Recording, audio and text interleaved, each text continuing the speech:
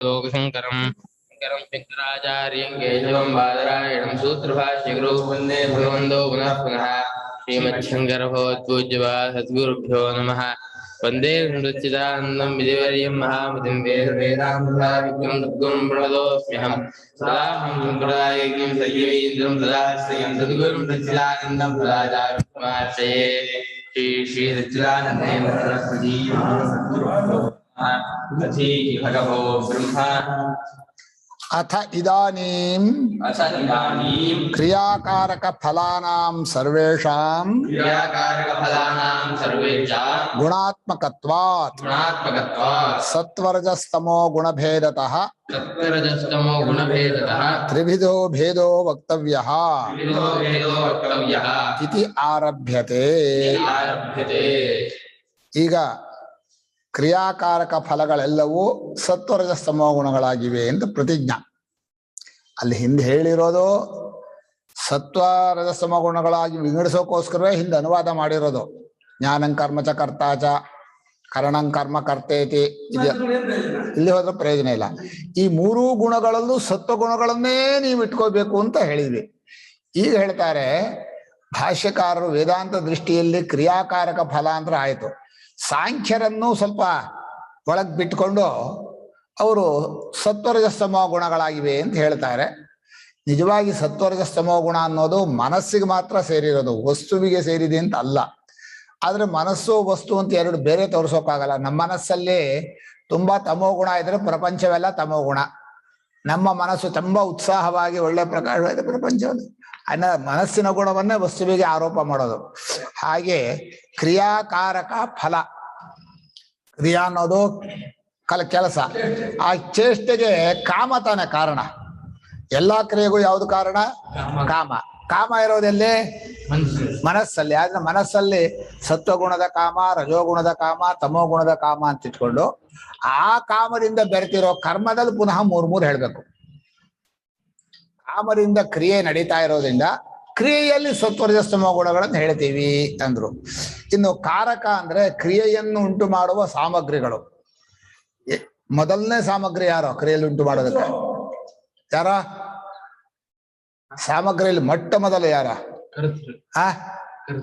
ಕರ್ತೃ. ಯಾಕೆ? ಅವನಿಲ್ಲವರೆ ಯಾವ ಕ್ರಿಯೆನೂ ಆಗಲ್ಲ.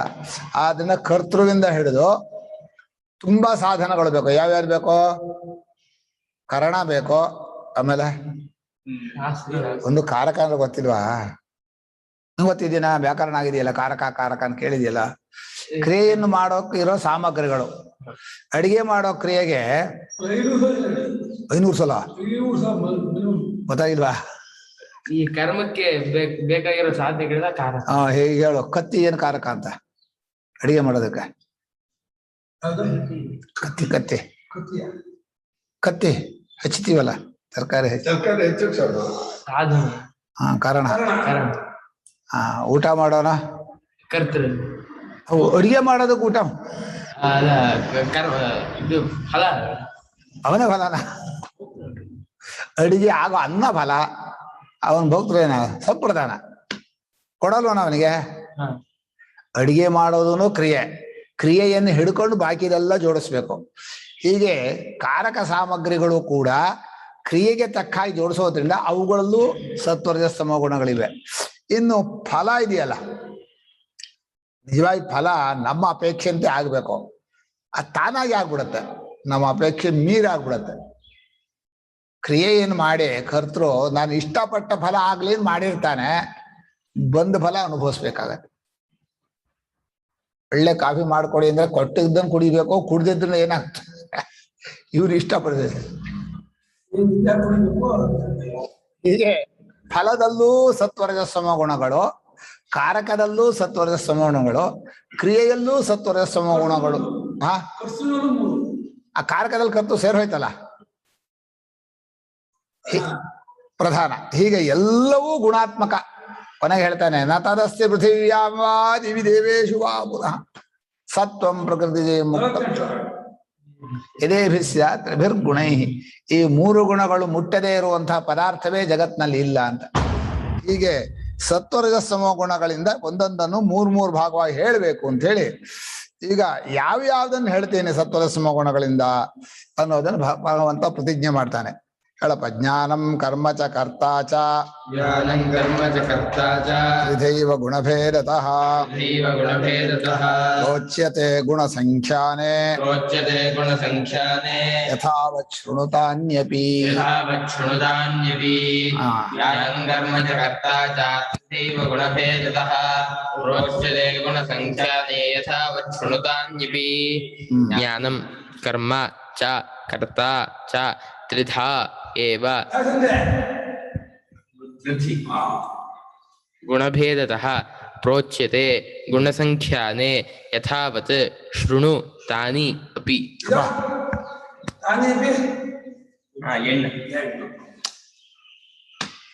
ಈಗ ಜ್ಞಾನ ಅರಿವು ಅರ್ಥಕೊಳ್ಳೋದು, ಕರ್ಮ ಕ್ರಿಯೆ, ಇಲ್ಲಿ ಕರ್ಮ ಅಂದ್ರೆ ಅನುಷ್ಠಾನ ಕ್ರಿಯೆ, ಕರ್ತೃ, ಈ ಮೂರನ್ನು ಕೂಡ ಸತ್ವರಜಸ್ತಮ ಗುಣಭವಾಗಿ ಹೇಳ್ತೇನೆ. ಯಾವ ಜ್ಞಾನ ಸತ್ವಗುಣ, ಸಾತ್ವಿಕ ಜ್ಞಾನ ಯಾವುದು, ರಾಜಸ ಜ್ಞಾನ ಯಾವುದು, ತಾಮಸ ಜ್ಞಾನ ಯಾವುದು, ಸಾತ್ವಿಕ ಅನುಷ್ಠಾನ ಯಾವುದು, ರಾಜಸ ಅನುಷ್ಠಾನ ಯಾವುದು, ತಾಮಸ ಅನುಷ್ಠಾನ ಯಾವುದು, ಸಾತ್ವಿಕ ಕರ್ತೃ ಯಾರು, ರಾಜಸ ಕರ್ತೃ ಯಾರು, ಇದನ್ನ ಪ್ರೋಚ್ಯತೆ ಗುಣಸಂಖ್ಯಾನ ಅಂತ. ಗುಣಗಳನ್ನೇ ಎಣಿಸಿ ಎಣಿಸಿ ಹೇಳುವಂಥವ್ರು ಕಪಿಲರು.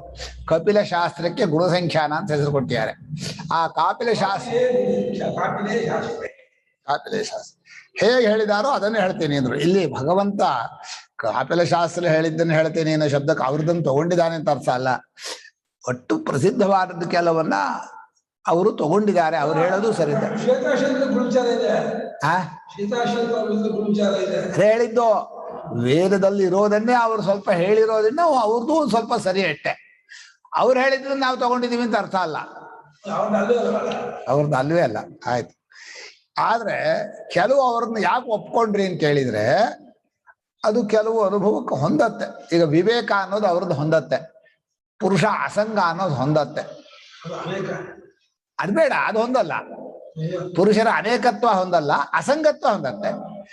ಪುರುಷ ಕರ್ತೃವಲ್ಲ ಅನ್ನೋದು ಹೊಂದತ್ತೆ, ಭೋಕ್ತೃ ಹೌದು ಅನ್ನೋದು ಅರ್ಧ ಹೊಂದತ್ತೆ. ಇನ್ಯಾರು ಭೋಕ್ತರ? ಹಾಗೆ ಹೇಳ್ಬಿಟ್ರೆ ಯಾರಿಗಾರು ತಲೆ ಮೇಲೆ ಹಾಕ್ಬೇಕಪ್ಪ. ಯಾರು ಇಲ್ಲ ಅಂತ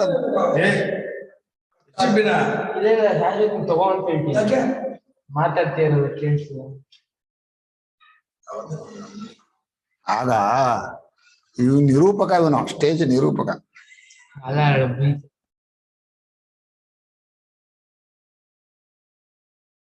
ಆ ಗುಣಗಳು ಎಲ್ಲದರಲ್ಲಿ ಎಲ್ಲಾ ಕಡೆಯಲ್ಲೂ ಇವೆ ಅನ್ನೋದನ್ನ ಸಾಂಖ್ಯರಲ್ಲಿ ಹೇಳಿರೋ ಕೆಲವು ಅಂಶಗಳನ್ನು ಒಪ್ಕೊಂಡಿದ್ವಿ. ಸಾಂಖ್ಯಶಾಸ್ತ್ರ, ಯೋಗಶಾಸ್ತ್ರದಲ್ಲಿ ಕೆಲವು ವೇದಾಂತಕ್ಕೆ ಒಪ್ಪುವಂತಹದ್ದು ಇದೆ. ಅವ್ರು ಹೇಳಿದ್ದನ್ನು ತಗೊಂಡಿದೀವಿ ಅಂತ ಹೇಳಲ್ಲ ನಾವು. ಅವರು ಹೇಳೋದು ನಮ್ಮ ಶಾಸ್ತ್ರ ಕೆಲವು ಅಭಿಪ್ರಾಯದಲ್ಲಿ ಒಪ್ಪುವಂತಹದ್ದಿದೆ. ಗೀತೆಯಲ್ಲಿ ಹೇಳಿರುವಂತಹ ಆಸನಾದಿಗಳು ಯೋಗಶಾಸ್ತ್ರದಲ್ಲಿ ಹೇಳಿದೆ, ಅದನ್ನು ಒಪ್ಕೋತೀವಿ. ಪ್ರಾಣಾಯಾಮ ಹೇಳಿದ್ದಾರೆ, ಆಗ್ಬಹುದು. ಧಾರಣ ಹೇಳಿದ್ದಾರೆ, ಆಗ್ಬೋದು. ಪ್ರತ್ಯಾಹಾರವನ್ನು ಹೇಳಿದ್ದಾರೆ, ತಗೋಬಹುದು. ಅಂದ್ರೆ ಇಲ್ಲಿ ಹೇಳಿದ್ದನ್ನೇ ಅವ್ರು ಹೇಳಿದ್ರೆ, ನಾವು ಹೇಳೋದ್ರಲ್ಲಿ ಕೆಲವು ಸರಿ, ನೀವು ಹೇಳಿದ್ರೆ ಸರಿ. ಆದ್ರೆ ಯಾವುದೊಂದು ಚೂರು ಉಪಯೋಗ ಇಲ್ದಿರೋ ಒಂದು ಶಾಸ್ತ್ರ ಇದೆ. ಯಾವ್ದು? ವೈಶೇಷಿಕ ಇದೆಯಲ್ಲ, ಯಾವ ಶಿಷ್ಟರು ಯಾವ ಅಂಶದಲ್ಲೂ ತಗೊಂಡಿಲ್ಲ.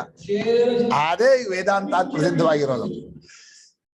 ಕೇನಚಿರಪಿ ಶಿಷ್ಟೇನ ಕೇನಚಿರಪಿ ಅಂಶೇನ ಕಿಂಚಿರಪಿ ನ ಗೃಹೀತಮ್ಮನ್ನು ಬರೆದು ಶಂಕರಾಚಾರ್ಯರು. ಶೇಷ್ಕಾಮೈ ಅನಾದರಣೀಯ ಪರಮಾಣು ಕಾರಣವಾದ. ಆದ್ರಿಂದ ವೈಶೇಷಿಕ ತರ್ಕಶಾಸ್ತ್ರ ಅಂತ ಏನ್ ಕರೀತಾರೆ, ಅದೇನೇನೂ ಪ್ರಯೋಜನ ಇಲ್ಲ. ಈ ಲೋಕಕ್ಕೂ ಇಲ್ಲ, ಪರಲೋಕಕ್ಕೂ ಇಲ್ಲ, ಪುಣ್ಯವೂ ಇಲ್ಲ, ಪರಮಾರ್ಥವೂ ಇಲ್ಲ, ದುಡ್ಡು ಇಲ್ಲ. ದುಡ್ಡು ಬರುತ್ತೆ. ಯಾವಾಗ ಬರುತ್ತೆ ದುಡ್ಡು ಅಂದ್ರೆ, ಶಾಸ್ತ್ರ ಓದ್ಯಾರೆ ಅಂತ ಗೌರವ ಕೊಟ್ಟು ಯಾರು ತಾಂಬೂಲ ಕೊಟ್ಟರು ದುಡ್ಡು ಬರುತ್ತೆ.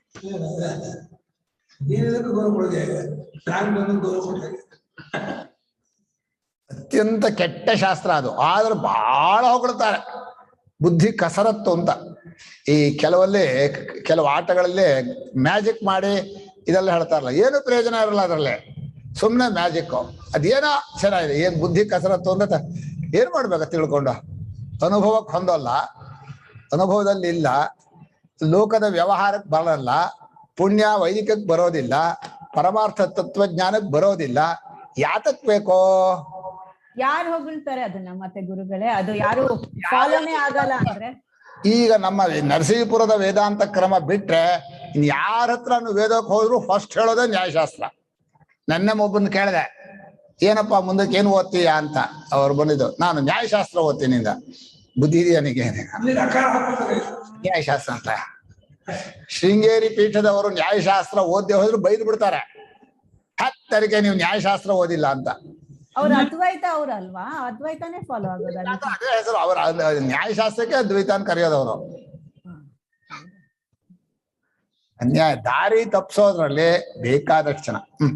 ಹೋಗ್ಲಿ, ಈಗ ಅವ್ರನ್ನ ಹೇಳಿ ಪ್ರಯೋಜನ ಇಲ್ಲ, ಹೋಗೋಣ. ಇಲ್ಲಿ ಜ್ಞಾನಂ ಕರ್ಮ ಚಕರ, ಹೀಗೆ ಸಾಂಖ್ಯಶಾಸ್ತ್ರದಿಂದ ಕೆಲವು ತಗೊಂಡಿದೀವಿ ಅಂದ್ರೆ ನಾವು ಹೇಳಿದ್ದನ್ನ ಒಪ್ಕೊಂಡಿದೀವಿ. ಅದನ್ನು ಏನೇನು ಅನ್ನೋದನ್ನ ಅನುವಾದ ಮಾಡ್ತೇನೆ. ಅವರು ಸ್ವಲ್ಪ ವಿಸ್ತಾರ ಹೇಳಿದ್ದಾರೆ, ನಾವು ಸಂಗ್ರಹವಾಗಿ ಹೇಳಿರ್ತೀವಿ. ಜ್ಞಾನಂ ಕರ್ಮ ಚ, ಓದಪ್ಪ. ಕರ್ಮ ಕ್ರಿಯಾ ನಕಾರಕಂ ಪಾರಿಭಾಷಿಕಂ ಈಪ್ಸಿತತಮಂ ಕರ್ಮ. ಕರ್ಮ ಕ್ರಿಯಾ ನಕಾರಕಂ ಪಾರಿಭಾಷಿಕಂ ಈಪ್ಸಿತಂ ಕರ್ಮ. ಹಾಗರ್ಥ ಮಾಡ್ಕೋಬೇಕು. ಕರ್ಮ ಅಂದ್ರೆ ಇಲ್ಲಿ ಕ್ರಿಯಾ ಅಂತ ಅರ್ಥ, ಆಕ್ಷನ್ ಅಂತ ಅರ್ಥ. ಇನ್ನು ಪಾರಿಭಾಷಿಕ ಅಂದ್ರೆ ವ್ಯಾಕರಣ ಶಾಸ್ತ್ರದಲ್ಲಿ ಕರ್ತೃ ಈಪ್ಸಿತತಮಂ ಕರ್ಮ ಅಂತ ಏನು ಸೂತ್ರಕಾರ ಹೇಳಿದಾರೋ ಆ ಶಾಸ್ತ್ರದ ಪರಿಭಾಷೆಯಲ್ಲಿ ಆ ಕರ್ಮ ಅಲ್ಲ. ಲೋಕದಲ್ಲಿ ಕರ್ಮ ಅಂದ್ರೆ ಕ್ರಿಯೆ ಅಂತ ಅರ್ಥ. ಅದನ್ನ ಕರ್ಮ ಕ್ರಿಯಾ ಅಂತ ಹೇಳಿ, ಕಾರಕ ಕರ್ಮಕಾರಕ ಅಂತ ಹೇಳ್ತೀವಲ್ಲ, ಕರ್ಮಕಾರಕ ಅಂದ್ರೆ ನೋಡುವ ಕ್ರಿಯೆ ಯಾವುದನ್ನು ಮುಟ್ಟತ್ತೋ ಅದು ನೋಡುವ ಕ್ರಿಯೆಗೆ ಕರ್ಮ ಅಂತ ಹೇಳ್ತಾರೆ. ನೀರನ್ನು ಕುಡಿಯುವಾಗ ಕುಡಿಯುವ ಕ್ರಿಯೆಗೆ ಯಾವುದು ಪ್ರಧಾನ? ನೀರು ತಾನೆ, ಅದು ನೀರು ಕರ್ಮ ಅಂತಾರೆ. ಕುಡಿಯುವ ಕ್ರಿಯೆ ಕರ್ಮ, ಆದ್ರೆ ವ್ಯಾಕರಣದ ಪ್ರಕಾರ ನೀರೇ ಕರ್ಮ. ಜಲಂ ಪಿಬತಿ ಕರ್ಮಣಿ ದ್ವಿತೀಯ, ಕರ್ಮಕಾರಕವನ್ನ ದ್ವಿತೀಯ ವಿಭಕ್ತಿ ಪ್ರತ್ಯಯದಿಂದ ಹೇಳಬೇಕು ಅಂತ ನ್ಯಾಯ. ಸಾಮಾನ್ಯ ವ್ಯಾಕರಣ ಕಷ್ಟ, ಒಟ್ಟು ಕಲಿತ್ರೆ ಚೆನ್ನಾಗಿರುತ್ತೆ. ವ್ಯಾಕರಣ ಕಲಿಯೋ ತನಕ ಕಷ್ಟ. ಬಹಳ ಇಷ್ಟವಂತ ವ್ಯಾಕರಣ ಇಷ್ಟನಾ? ಯಾರೇ ಗುರುಗಳೇ ನನಗ್ ಗೊತ್ತಿಲ್ಲ, ಯಾರನ್ನ ಕೇಳ್ತಾ ಗುರುಗಳು ಹೇಳ್ತಾ ಇದ್ದಾರೆ ಬಹಳ ಇಷ್ಟ ಅನುಪಮಂಗ ಅಂತ. ಕಲಿಯಕ್ ನೋಡ್ತಾ ಇದೀನಿ ಗುರುಗಳೇ, ಇನ್ನ ವರ್ಷಾಂಗಟ್ಲೆ ತಗೊಳುತ್ತೆ, ನನಗ್ ಗೊತ್ತಿಲ್ಲ. ಈಗ ನೀವ್ ಹೇಳಿದ್ರಲ್ಲ ಜಲಂ ಪಿಬತಿ ಅಂತ, ಅದ್ರಲ್ಲಿ ಕರ್ಮ ಪಿಬತಿ ಅನ್ನೋದು ಕರ್ಮ ಹೌದು. ಯಾರ ಪ್ರಕಾರ? ಮೀಮಾಂಸಕರ ಪ್ರಕಾರ ಪಾನ ಕ್ರಿಯೆ ಕರ್ಮ. ವ್ಯಾಕರಣದ ಪ್ರಕಾರ ಜಲಂ ಅನ್ನೋದು ಕರ್ಮ. ಕುಡಿಯುವ ಕ್ರಿಯೆ ಎಲ್ಲಿ ಹೋಗಿ ಮುಟ್ಟಿರತ್ತೋ ಅದು ಕರ್ಮ. ಕರಣಂ ಇಲ್ಲ ಅಲ್ಲಿ ಆ ವಾಕ್ಯದಲ್ಲಿ ಹೇಳಿಲ್ಲ ಅಷ್ಟೇ. ಪಾತ್ರೇನವ ಕಂಸೇನವ, ಅಥವಾ ನೀವು ಹೇಳ್ತಿರಲ್ಲ ಚಷಕೇನ ಈಪ್ಸಿತತಮಂ ಕರ್ಮ. ಇಲ್ಲಿ ಜ್ಞಾನ ಕ್ರಿಯೆ ಆಯ್ತು. ಕರ್ತಾಚ ನಿರ್ವರ್ತಕ ಕ್ರಿಯಾಣಾಂ. ನಿರ್ವರ್ತಕ ಅಂದ್ರೆ ಅನುಷ್ಠಾತ ಅಂತ. ಕರ್ತ ಅಂದ್ರೆ ಕ್ರಿಯೆಯನ್ನ ನಡೆಸುವವನು, ಕ್ರಿಯೆಯನ್ನ ತನ್ನ ಇಚ್ಛೆಯಂತೆ ಆರಿಸ್ಕೊಳ್ಳೋರು ಅಂತ ಅರ್ಥ. ಸ್ವತಂತ್ರ ಕರ್ತ ಅಂದ್ಯಾರೆ, ಆರಿಸ್ಕೊಳ್ಳೋದ್ರಲ್ಲಿ ಸ್ವಾತಂತ್ರ್ಯ, ಮಾಡೋದ್ರಲ್ಲಿ ಸ್ವಾತಂತ್ರ್ಯ. ಅಂದ್ರೆ ಮಾಡೋದು ಬಿಡೋದು ಅಂದ್ರೆ ಅದು ಒಂದು ಕ್ರಿಯೆ ತಾನೆ. ಯಾವ್ದಾದ್ರು ಕರ್ತೃತ್ವ ಇದ್ದ ಮೇಲೆ ಕ್ರಿಯೆಯನ್ನು ಮಾಡ್ಲೇಬೇಕೋ, ಅಲ್ಲಿ ಸ್ವಾತಂತ್ರ್ಯ ಇಲ್ಲ. ಆದ್ರೆ ಕ್ರಿಯೆಯನ್ನು ಆರಿಸ್ಕೊಳ್ಳೋದು, ಯಾವ ಕ್ರಿಯೆ ಆರಿಸ್ಕೋಬೇಕು? ಮಾಡೋದೋ ಮಾಡದೇ ಇರೋದು, ಹೋಗೋದೋ ಹೋಗದೆ ಇರೋದು, ಈ ತರ, ಅದರಲ್ಲಿ ಒಂದು ಸ್ವಾತಂತ್ರ್ಯ. ಅದನ್ನ ಕರ್ತೃ ಅವರು. ಹೀಗೆ ಅನುಷ್ಠಾನ ಮಾಡುವ ಕರ್ತೃ ಒಬ್ಬ, ಕ್ರಿಯೆ ಒಂದು, ಆ ಜ್ಞಾನ. ಈ ಮೂರನ್ನ ತ್ರಿದೈವ, ಮೂರು ತರಹ ಅಂತಂದ್ರು. ಮೂರು ತರಹ ಅಂದ್ರೆ ಅವಧಾರಣಂ, ಗುಣವ್ಯತಿರಿಕ್ತ ಜಾತ್ಯಂತರಾಭಾವ ಪ್ರದರ್ಶನಾರ್ಥಂ. ಎಲ್ಲ ಮೂರೇ ಅಂದ್ರೆ ಸತ್ವರ್ಜ ಸ್ತಂಭಗಳ ರೂಪವಾಗಿವೆ, ಬೇರೆ ಇಲ್ಲ. ಜ್ಞಾನವು ಸಾತ್ವಿಕ ಜ್ಞಾನ, ರಾಜಸ ಜ್ಞಾನ, ತಾಮಸ ಜ್ಞಾನ. ಕರ್ಮವು ಸಾತ್ವಿಕ ಕ್ರಿಯೆ, ರಾಜಸ ಕ್ರಿಯೆ, ತಾಮಸ ಕ್ರಿಯೆ. ಕರ್ತೃವು ಸಾತ್ವಿಕ ಕರ್ತೃ, ರಾಜಸ ಕರ್ತೃ, ತಾಮಸ ಕರ್ತೃ. ಇಷ್ಟೇ ಇರೋದು ಪ್ರಪಂಚದಲ್ಲಿ. ಮೂರಲ್ಲಿ ಒಂದಕ್ಕೆ ಸೇರ್ಲೇಬೇಕು. ನೀವು ಯಾವ ಪಾರ್ಟಿ ನೀವೇ ನೋಡ್ಕೊಳ್ಳಿ. ಆದ್ರೆ ಯಾವ ಪಾರ್ಟಿ ಆಗಬೇಕು ಅಂದ್ರೆ ಸಾತ್ವಿಕ ಕರ್ತೃ, ಸಾತ್ವಿಕ ಕರ್ಮ, ಸಾತ್ವಿಕ ಜ್ಞಾನ ಬರಬೇಕು. ಇನ್ನೆರಡನ್ನು ಬಿಡಬೇಕು. ಯಾವುದನ್ನ? ರಾಜಸ ತಾಮಸ ಕ್ರಿಯೆ ಅಥವಾ ರಾಜಸ ತಾಮಸ ಕರ್ತೃತ್ವ, ರಾಜತಾಮಸ ಜ್ಞಾನಗಳನ್ನು ಬಿಡಬೇಕು. ಅದಕ್ಕೋಸ್ಕರ ಈ ಗುಣ ವಿಭಾಗವನ್ನು ಹೇಳ್ತಾರೆ. ಅದು ಮೂರಿದೆ ಬರೀ ತಿಳ್ಕೊಂಡ್ರಾಗಲ್ಲ, ಪ್ರಯತ್ನ ಇದೆ ಮುಂದೆ ಮುಮುಕ್ಷುಗಳಿಗೆ. ಗುಣಭೇದತಃ ಗುಣಭೇದತಃ ಸತ್ವಾದಿ ಭೇದೇನ ಇತ್ಯರ್ಥ. ಸತ್ವಾದಿಭೇದೇನ ಇತ್ಯರ್ಥಃ. ಈ ಗುಣಭೇದದಿಂದ ಅಂದ್ರೆ ಸತ್ವರಜಸ್ತಮ ಗುಣಗಳಿಂದ ಭೇದದಿಂದ. ಈ ಗುಣ ಶಬ್ದಕ್ಕೆ ತುಂಬಾ ಅರ್ಥ ಇದೆ. ಗುಣ ಅಂದ್ರೆ ಸಂಸ್ಕೃತದಲ್ಲಿ ಒಳ್ಳೆ ಗುಣಶಾಲಿ ಅಂದ್ರೆ ರಾಮನಂತೆ ಗುಣಶಾಲಿ ಅಂದ್ರೆ ಗುಣಗಳು, ಕ್ಯಾರೆಕ್ಟರ್. ಇನ್ನು ಕೆಲವು ಗುಣ ಅಂದ್ರೆ ಹಗ್ಗ ನೂಲು ಅಂತ ಒಂದು ಅರ್ಥ ಇದೆ, ಹಗ್ಗ ಗುಣ ಅಂದ್ರೆ. ಇನ್ನು ವ್ಯಾಕರಣದ ಪ್ರಕಾರ ಗುಣ ಅಂದ್ರೆ ಆ ಎ ಓ 3 ಅಕ್ಷರ ಗುಣ ಅಂತ ಹೆಸರು. ಅದೇ ಗುಣ. ಅದೇ ಬೇರೆ ಗುಣ ಇದೆ. ದ್ರವ್ಯ ಗುಣ ಅಂತ ಇವರಲ್ಲಿ ಪದಾರ್ಥದ ಗುಣ ಇದೆ. ಇನ್ನು ಇಲ್ಲಿ ಹೇಳಿರೋದು ಸಾಂಖ್ಯರು ಸತ್ವರಜಸ್ತಮ ಗುಣಗಳು ಅಂತ ಹೇಳ್ತಾರೆ. ಇದು ಮೀಡಿಯಂ, ಉತ್ತಮ, ಅಧಮ, ಅಧಮ, ಮಧ್ಯಮ, ಉತ್ತಮ, ಈ 3 ತರ ಗುಣಗಳನ್ನು ಇಲ್ಲಿ ಹೇಳಿದ್ದಾರೆ. ಏನೇನು ಗುಣ ಅಂತ ಹೇಳ್ತಾರ ಮತ್ತು ಗೊತ್ತಾಗಲ್ಲ. ಪ್ರೋಚ್ಯತೆ ಕಥ್ಯತೆ ಪ್ರೋಚ್ಯತೆ ಕಥ್ಯತೆ ಗುಣಸಂಖ್ಯಾನೆ ಕಾಪಿಲೆ ಶಾಸ್ತ್ರೇ. ಗುಣಸಂಖ್ಯಾನೆ ಕಾಪಿಲೆ ಶಾಸ್ತ್ರೇ. ಈ ಗುಣಗಳ ವಿವರಣೆಯನ್ನ ಕಪಿಲರು ಬಹಳ ತಮ್ಮ ಶಾಸ್ತ್ರಿ ಬಹಳ ವಿಸ್ತಾರವಾಗಿ ಹೇಳಿದ್ದಾರೆ. ಪ್ರಪಂಚದಲ್ಲಿ ಇದು ಹೀಗೆ, ಇದು ಹೀಗೆ, ಇದು ಹೀಗೆ, ಇದು ಸಾತ್ವಿಕ ವಸ್ತು, ರಾಜಸ, ತಾಮಸ. ಇದು ಆಹಾರದಲ್ಲಿ ಮುಂದೆ ಹೇಳ್ತಾರೆ. ಆಯ್ತು, ಆಹಾರದ ಆಯ್ತಲ್ಲ, ಸಾತ್ವಿಕ ಆಹಾರ, ರಾಜಸಾಹಾರ, ತಾಮಸಾಹಾರ ಎಲ್ಲ ಆಯ್ತು. ಬರೀ 16, 17 ಬರೀ ಗುಣೋತ್ತರ ವಿಭಾಗ. 17, 18, 14, 18 3 ಅಧ್ಯಾಯದಲ್ಲೂ ಗುಣತ್ರಯ ವಿಭಾಗವೇ. ಈಗ ಹೇಳ್ತಾರೆ ತದಪಿ ಗುಣಸಂಖ್ಯಾನಂ ಶಾಸ್ತ್ರಂ ಗುಣಸಂಖ್ಯಾನಂ ಶಾಸ್ತ್ರಂ ಗುಣಭೋಕ್ತೃ ವಿಷಯೇ ಪ್ರಮಾಣಭೇವ. ಗುಣಭೋಕ್ತೃ ವಿಷಯೇ ಪ್ರಮಾಣಮೇವ. ಈ ಕಾಪಿಲ ಶಾಸ್ತ್ರ ಇದೆಯಲ್ಲ,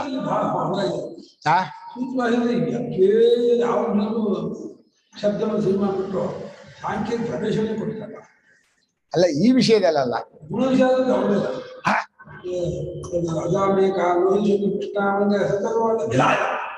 ಅವ್ರದ್ದು ಹೇಳಿಲ್ಲ. ಅದೇ ಸರಿಪ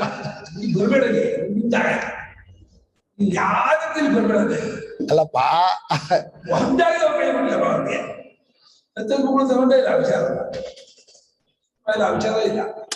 ಹಾಗಲ್ಲ. ನಿಷೇಧ ಸಾಂಖ್ಯ ಶಾಸ್ತ್ರದಲ್ಲಿ ಈ ಕೇಳಿಸಿದ ಅಂಶೇನ ಪರಿಗೃಹೀತ ಶಿಷ್ಟ ಬರೆದಿರಲ್ಲ.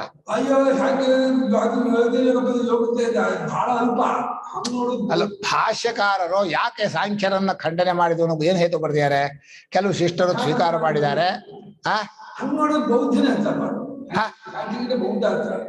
ಹತ್ರ ದೂರ ಅಲ್ಲ. ಈಗ ಶಂಕರಾಚಾರ್ಯರು ಸೂತ್ರ ಭಾಷ್ಯದ ಸಮನ್ವಯಾಧ್ಯಾಯ ಪೂರ್ತಿ ಪ್ರತಿಪಕ್ಷ ತಗೊಂಡಿದ್ದು ಸಾಂಖ್ಯತನ. ವೇದದಲ್ಲಿ ಸಾಂಖ್ಯ ಮತ ಹೇಳಿಲ್ಲ ಅನ್ನೋ ವಿಷಯ ಕರೆಕ್ಟ್. ಮೀಮಾಂಸಕರು ಅರ್ಥ ಮಾಡೋ ಕ್ರಮದಲ್ಲಿ ಮಾತ್ರ ವಿರೋಧಿಗಳು. ವೇದಾರ್ಥವನ್ನು ಮಾಡೋದ್ರಲ್ಲಿ ಮೀಮಾಂಸಕರು ವಿರೋಧಿಗಳೇ ಹೊರತು ಒಂದು ರೀತಿ ವೇದವನ್ನು ಒಪ್ಕೊಳ್ಳೋ ವಿಷಯದಲ್ಲಿ ಇಬ್ರು ಒಂದ. ವೇದ ಸಾಂಖ್ಯರು ವೇದವನ್ನು ಒಪ್ತಾರೆ ಅಂತ ಹೇಳಲಿಲ್ಲ, ವೇದವನ್ನೂ ನಮ್ದೇ ಹೇಳ್ತಾರೆ ಅಂತ. ಹಾ, ಎಲ್ಲ ಬರುತ್ತೆ. ಈಗ ಸಾಂಖ್ಯಶಾಸ್ತ್ರವು ಕೂಡ ಗುಣಗಳ ವಿಷಯದಲ್ಲಿ ಈ ವ್ಯಾವಹಾರಿಕವಾದಂತಹ ಭೋಕ್ತೃಗಳಿದಾರಲ್ಲ ಪುರುಷ, ಅವನ ವಿಷಯದಲ್ಲಿ ಪ್ರಮಾಣವೇ. ವ್ಯವಹಾರ ದೃಷ್ಟಿಯಿಂದ ಪುರುಷ ಅಸಂಗ ಅನ್ನೋದು ಸರಿ. ಪುರುಷ ಕರ್ತೃವಲ್ಲ, ಬರೀ ಭೋಕ್ತೃ ಅನ್ನೋದು ಎಷ್ಟರೋ ಮಟ್ಟಿಗೆ ವ್ಯವಹಾರ ದೃಷ್ಟಿ. ಪುರುಷ ಭೋಕ್ತೃ ಅಲ್ರಿ, ಯಾರು ಭೋಕ್ತೃ ಆಗ್ಬೇಕು? ನೀವು ಚೆನ್ನಾಗಿ ಹೇಳ್ತೀವಿ.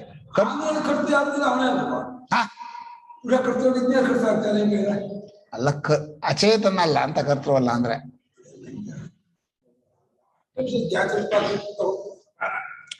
ಪರಮಾರ್ಥ ಬ್ರಹ್ಮೈಕತ್ವ ವಿಷಯ ಯದ್ಯಪಿ ವಿರುದ್ಧತೆ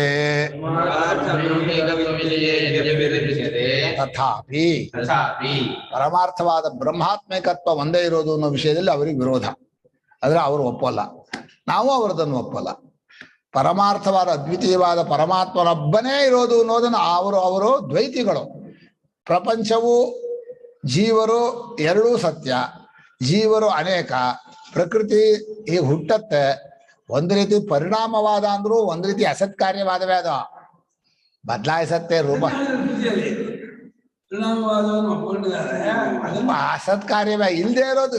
ನೀವ್ ಏನ ರೂಪಾಂತರ ಆಗತ್ತೆ ಅಂತಾದ್ರೂ ಹೇಳಿ, ಏನಾದ್ರೂ ಹೇಳಿ, ಇಲ್ದೇ ಇರೋದು ಏನು ಒಂಚೂರು ಬರುತ್ತೆ ಅಂದ್ರು ಅಸತ್ಕಾರ್ಯವಾದವೇ. ಸೈಂಟಿಸ್ಟು ಅಸತ್ಕಾರ್ಯವಾದವ. ಲೋಕದಲ್ಲ ದಂಡದವರು ಒಬ್ರಿಗೂ ಗೊತ್ತಾಗ್ಲಿಲ್ಲ. ತೇ ಹಿ ಕಾಪಿಲಾಹ ಗುಣಗೌಣ ವ್ಯಾಪಾರ ನಿರೂಪಣೆ ಅಭಿಯುಕ್ತಾ.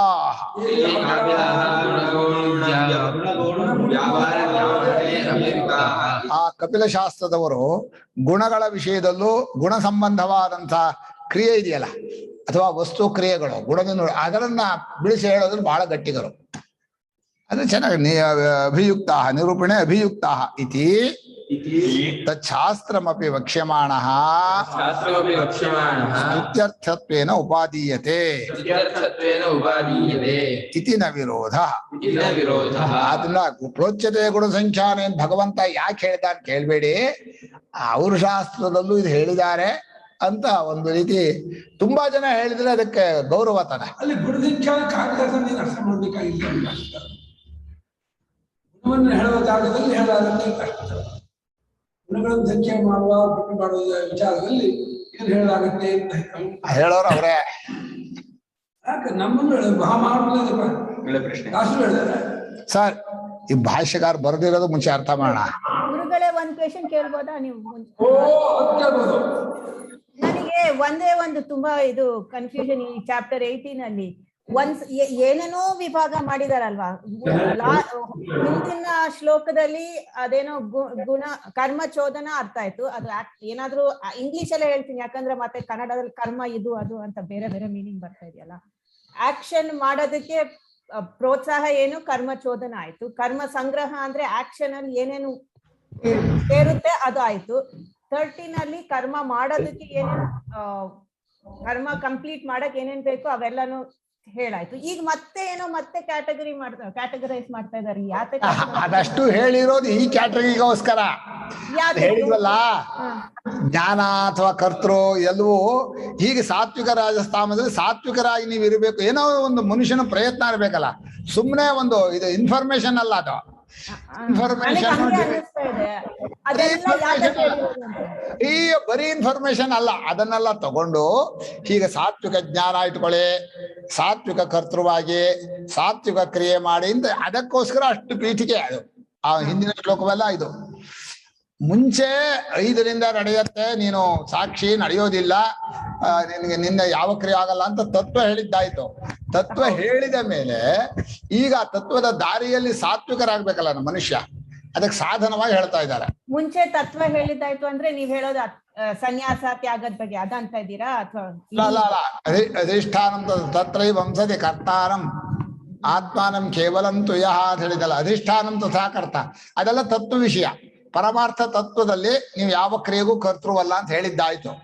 ಅದೆಲ್ಲ ಮುಗಿದ ಮೇಲೆ ಈಗ ಪುನಃ ಭಗವಂತ ಅದ ದಾರಿ ಹೇಳ್ಬೇಕಲ್ಲ. ತತ್ವಜ್ಞಾನಕ್ಕೆ ಯೋಗ್ಯತೆ ಬರುವಂಥವನು ಅದಕ್ಕೇನ್ ಮಾಡ್ಬೇಕು ಅಂದ್ರೆ ಸಾತ್ವಿಕನಾಗಿರ್ಬೇಕು ಅಂದ್ರು. ಸಾತ್ವಿಕ ಅಂದ್ರೆ ಡಿವಿಷನ್ ಮಾಡದೆ ಹೋದ್ರೆ ಯಾವ್ದು ಗೊತ್ತಾಗುತ್ತೆ? ಸಾತ್ವಿಕ ಕರ್ತೃ, ಸಾತ್ವಿಕ ಜ್ಞಾನ, ಸಾತ್ವಿಕ ಕ್ರಿಯೆ ಎಲ್ಲ ಸಾತ್ವಿಕ. ಸಾತ್ವಿಕ ಧೃತಿ, ಸಾತ್ವಿಕ ಇನ್ನೇನೋ ಹೇಳ್ತಾರಲ್ಲ, ಸುಖ, ಸಾತ್ವಿಕ ಸುಖ ಎಲ್ಲ ಹೇಳ್ತಾರೆ. ಕರ್ಮ ಚೋದನ, ಕರ್ಮ ಸಂಗ್ರಹ ಅವೆಲ್ಲ ಎಲ್ಲಿ ಬಂತಿಲ್ಲ. ಎಲ್ಲ ಮನುಷ್ಯನಿಗೆ ಯಾವುದನ್ನ ಕರ್ಮ ಮಾಡೋಕ ಆಸೆ. ಚೋದನ ಅಂದ್ರೆ ಪ್ರೇರಕ. ಜ್ಞಾನ, ಕರ್ಮ ಇದೆಲ್ಲ ಕರ್ಮ ಭೋಕ್ತೃತ್ವ ಅನುಭವಿಸ್ಬೇಕು ಅನ್ನೋ ಆಸೆ.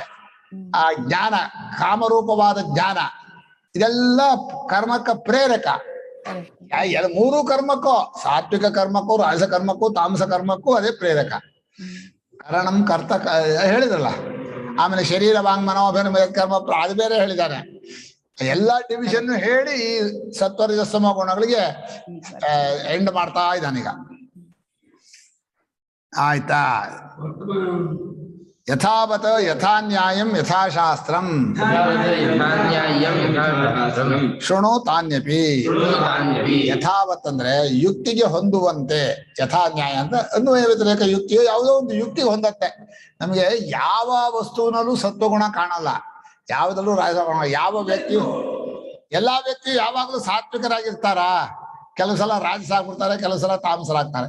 ಆದ್ರೆ ಹೆಚ್ಚು ಹೊತ್ತು ಸತ್ವಗುಣದಲ್ಲಿದ್ರೆ ಅವನು ಸಾತ್ವಿಕ ಮನುಷ್ಯ ಅಂತಾರೆ. ಅವ್ರು ಬಿಡ್ರಿ ಅವ್ರು ಸಾತ್ವಿಕರು ಅಂತಾರೆ. ಅಂದ್ರೇನು? ಹೆಚ್ಚು ಸಿಟ್ಟು, ರಾಗದ್ವೇಷ, ಕಾಮಕ್ರೋಧ, ಜಡತ್ವ ಇಲ್ಲಿ ಹೋದ್ರೆ ಅದಕ್ಕೂ ಒಂದು ಆ ಮನಸ್ಸಿನ ಸ್ಥಿತಿಯನ್ನು ನೋಡಿ ಅವನು ಸಾತ್ವಿಕ ವ್ಯಕ್ತಿ, ಇವರು ರಾಜಸ, ಇವರು ತಾಮಸ ಅಂತ ಕರೀತಾರೆ ಲೋಕದಲ್ಲಿ. ಉಂಟು. ಅದನ್ನ ಈ ವಿಭಾಗವನ್ನ ಚೆನ್ನಾಗಿ ಯುಕ್ತಿಗೆ ಹೊಂದುವ ಹಾಗೆ, ಶಾಸ್ತ್ರಕ್ಕೂ ಹೊಂದುವ ಹಾಗೆ ನಾನು ಹೇಳ್ತೇನೆ.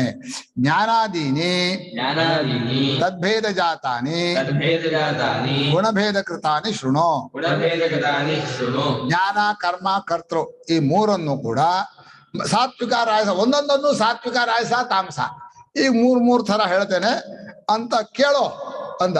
ಇಲ್ಲಿ ಬಹಳ ಮುಖ್ಯ ಏನಪ್ಪಾ ಅಂದ್ರೆ,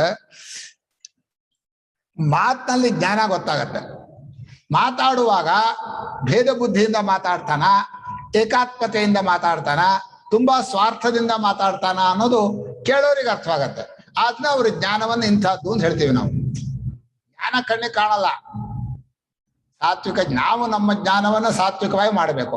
ಸಾತ್ವಿಕ ಜ್ಞಾನ ಇದ್ದವ್ರು ಹೇಗೆ ಮಾತಾಡ್ತಾರೆ, ರಾಜಸ ಜ್ಞಾನ ಇದ್ದವ್ರು ಹೇಗೆ ಮಾಡ್ತಾರೆ, ತಾಮಸ ಜ್ಞಾನ ಇದ್ದವ್ರು ಹೇಗೆ ಮಾತಾಡ್ತಾರೆ ಅನ್ನೋದ್ರಿಂದ ಅವರ ಜ್ಞಾನವನ್ನ ಊಹೆ ಮಾಡ್ತೀವಿ. ಹೋಗ ಇಲ್ಲಿ ಬರಬೇಡ ಅಂತ ಜ್ವರ ಬೈದ್ರೆ ರಾಜಸ ಜ್ಞಾನ, ಪಾಪ ಹೋಗುದು ಬೈದಿಯಾನೆ ಅಂತ, ಬನ್ನಿ ಕೂತ್ಕೊಳ್ಳಿ ಏನ್ ಬೇಕೋ ಹೇಳಿ ಅನ್ನೋದು ಸ್ವಲ್ಪ ಸಾತ್ವಿಕವಾದಂಥ ಜ್ಞಾನ. ಸಾತ್ವಿಕ ಜ್ಞಾನದಿಂದ ಸಾತ್ವಿಕ ಮಾತು, ಸಾತ್ವಿಕ ಆಚಾರ ಮೂರು ಯಾವುದು ಶಾರೀರಿಕ, ವಾಚಿಕ, ಮಾನಸಿಕ ಮೂರು ಕೂಡ ಒಂದೇ ತರ ಇರುತ್ತೆ. ಅದಕ್ಕೋಸ್ಕರವಾಗಿ ಮೂರನ್ನು ಜ್ಞಾನ, ಕರ್ಮ, ಕರ್ತೃ ಮೂರನ್ನು ಮೂರ್ ತರ ಹೇಳ್ತೀವಿ ಅಂತ. ಈಗ ಮೂರಕ್ಕೂ ಮೂರ್ ಶ್ಲೋಕ ಆಯ್ತು. ಜ್ಞಾನಕ್ಕೆ 3 ಶ್ಲೋಕ, ಕರ್ಮಕ್ಕೆ 3 ಶ್ಲೋಕ, ಆದ್ಮೇಲೆ ಕರ್ತೃ 3 ಶ್ಲೋಕ. ಬೇಜಾರು ಮಾಡ್ಕೋಬೇಡಿ, ಗೀತೆ ಇದು. ನಾವು ಯಾವುದಲ್ಲಿದ್ದೀವಿ, ಸಾತ್ವಿಕ ಜ್ಞಾನಕ್ಕೆ ಹೋಗ್ಬೇಕು, ಸಾತ್ವಿಕ ಕರ್ಮ ಮಾಡಬೇಕು, ಸಾತ್ವಿಕ ಕರ್ತೃ ಆಗ್ಬೇಕು, ಬಾಕಿ ಇದನ್ನು ಬಿಡಬೇಕು ಅನ್ನೋಕ್ಕೋಸ್ಕರ ಇಷ್ಟೆಲ್ಲ ಹೇಳಿದ್ದಾರೆ. ಚೆನ್ನಾಗಿದೆ, ನಮ್ಗೆ ಬೇಜಾರಾಗತ್ತೆ, ಯಾತಕ್ ಬೇಕು ಇದೆಲ್ಲ ಅನ್ಸ್ಬಿಡತ್ತೆ. ಹೌದಪ್ಪ. ಸರ್ವಭೂತೆ ಜ್ಞಾನಸ್ಯತು ತಾವತ್ರ ವಿಧತ್ವಂ ಉಚ್ಯತೆ. ಈಗ ಅಂತಃಕರಣದ ತಿಳುವಳಿಕೆ ಇದೆಯಲ್ಲ, ಅದನ್ನ ಜ್ಞಾನ ಅಂತ ಇರೋದು. ಆದ್ರೆ ಆ ತಿಳುವಳಿಕೆ ಹೇಗಿದ್ರೆ ಸಾತ್ವಿಕ ಅನ್ನೋದನ್ನ ಈಗ ಹೇಳ್ತೀವಿ. ಈಗ ಮೊಟ್ಟ ಮೊದಲು ಸರ್ವಭೂತೇಷು ಏನೈಕಂ ಭಾವಮವ್ಯಯಮೀಕ್ಷತೆ ಅವಿಭಕ್ತಂ ವಿಭಕ್ತೇಷು ಜ್ಞಾನಂ ವಿದ್ಧಿ ಸಾತ್ವಿಕಂ. ಸರ್ವಭೂತೇಷು ಏನೈಕಂ ಭಾವಮವ್ಯಯಮೀಕ್ಷತೆ ಅವಿಭಕ್ತಂ ವಿಭಕ್ತೇಷು ತಜ್ಞಾನಂ ವಿದ್ಧಿ ಸಾತ್ವಿಕಂ. ಸರ್ವಭೂತೇಷು ಯೇನ ಏಕಂ ಭಾವಂ ಅವ್ಯಯಂ ಈಕ್ಷತೆ ಅವಿಭಕ್ತಂ ವಿಭಕ್ತೇಷು ತತ್ ಜ್ಞಾನಂ ವಿದ್ಧಿ ಸಾತ್ವಿಕಂ. ಇದು ಒಂದು ರೀತಿ ತತ್ವಜ್ಞಾನವನ್ನೇ ಸಾತ್ವಿಕ ಜ್ಞಾನ ಅಂದಿಯಾನೆ. ಆದ್ರೂ ನಾವು ಲೌಕಿಕ ಅದಕ್ಕೆ ಹತ್ರ ಇರೋದನ್ನು ಹೇಳ್ಬಹುದು. ಕೇಳಮ್ಮ, ಇಲ್ಲಿ ಜ್ಞಾನ ಅಂದ್ರೆ ಏನ್ ಅರ್ಥ ಬರುತ್ತೆ ಏನೋ ಅಂದ್ರೆ ಈಗ, ಆದ್ರೆ ಇದು ಸಂಸ್ಕಾರ ಅಂತ ತಗೋಬಹುದಾ ಇದನ್ನ? ಇಲ್ಲ, ತಿಳುವಳಿಕೆ, ಮನುಷ್ಯನ ತಿಳುವಳಿಕೆಯನ್ನು ಇಟ್ಕೊಂಡು ಜ್ಞಾನ ಅಂದ್ಯಾನ. ನಿಮ್ಗೆ ಏನೇನ್ ತಿಳುವಳಿಕೆ ಇದೆ, ಈಗ ಒಂದ್ ಕೆಲಸ ಮಾಡ್ತೀನಿ ನಾವು, ನಿಮ್ಮನ್ನ ಒಂದು ಅಂಗಡಿ ಬೀದಿ ಕರ್ಕೊಂಡು ಹೋಗ್ತೀನಿ. ತುಂಬಾ ಅಂಗಡಿ, ಸೀರೆ ಅಂಗಡಿ, ಇದೆಲ್ಲ ಎಲ್ಲ ಇದೆ, ನೀವು ನೋಡ್ತಾ ಇದ್ದೀರಿ, ನಿಮಗೆ ಜ್ಞಾನ ಆಗತ್ತೆ.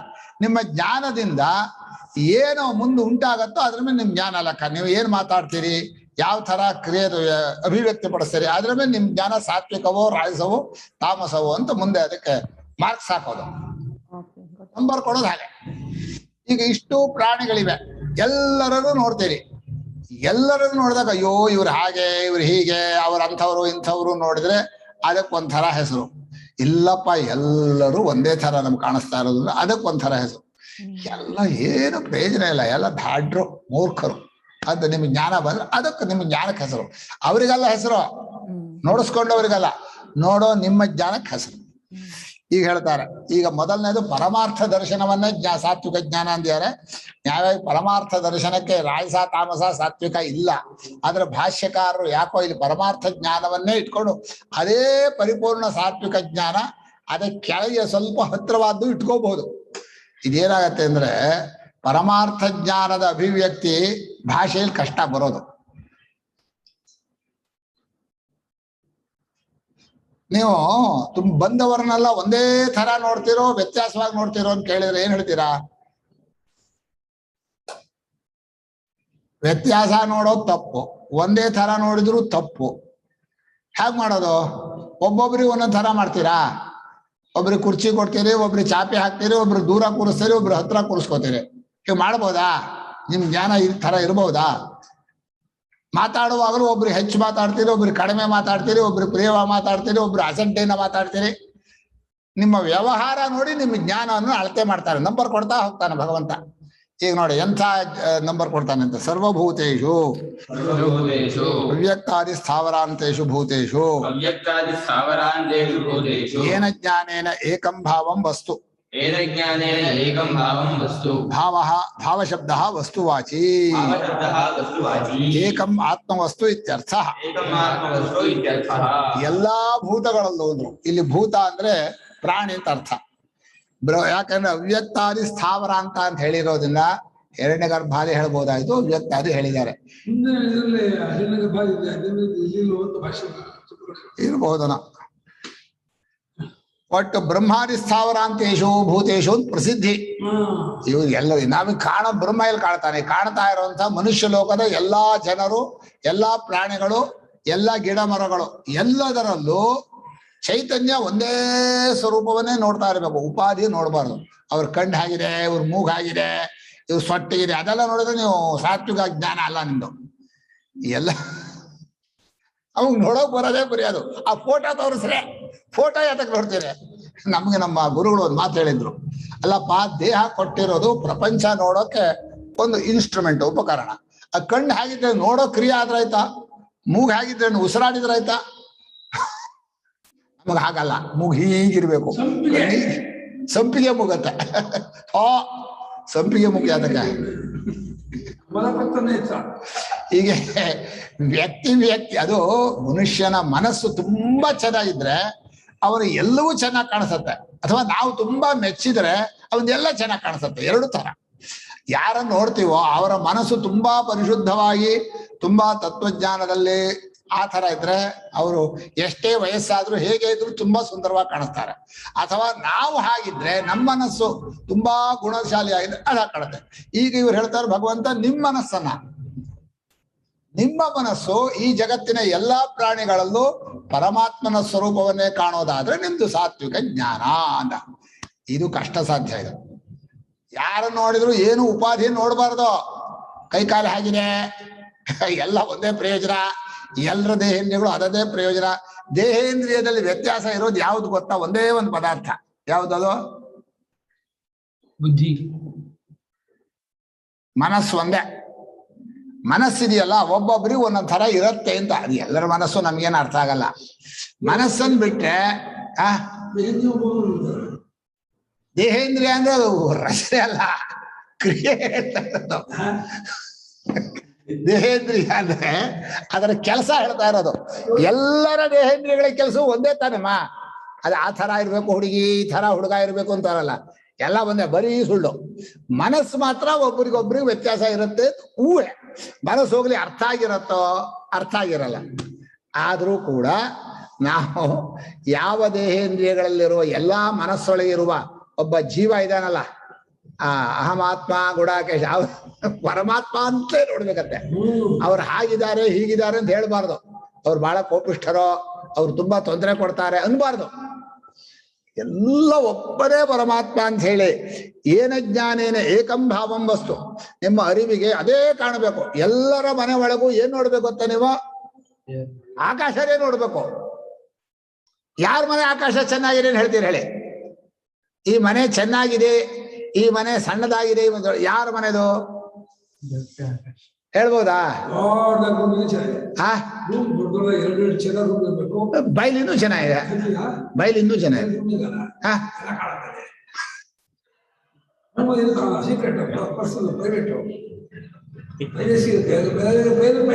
ಪ್ರೈವಸಿ ಇದ್ರೆ ಈ ರೂಮ್ ಇರ್ಬೇಕು. ಅವಾಗ ರೂಮ್ ಸಣ್ಣ ರೂಮ್ ಇರ್ಬೇಕು. ಯಾರು ಬರು ಒಬ್ಬರೇ ಇರ್ಬೇಕು ರೂಮಲ್ಲಿ. ಹೇಗೆ ಮನ್ಸಲ್ಲಿ ಅನ್ಕೊಳ್ಳೋದ್ ಚೆನ್ನಾಗಿದೆ ಗುರುಗಳೇ. ಹಿಂಗೆ ಎಲ್ಲರೂ ಒಂದೇ, ಎಲ್ಲರೂ ಒಂದೇ. ಅದು ವ್ಯವಹಾರದಲ್ಲಿ ಎಲ್ಲರೂ ಒಂದೇ ಅಂತ ವ್ಯವಹಾರ ಮಾಡಿದ್ರೆ ತುಂಬಾ ಕಷ್ಟ ಗುರುಗಳೇ. ಬರ್ರಿ ಹೇಳ್ರಿ. ವ್ಯವಹಾರದಲ್ಲೇ ನಡಿಬೇಕಾದ ಭಗವಂತ ಕೇಳ್ತಾ ಇರೋದು.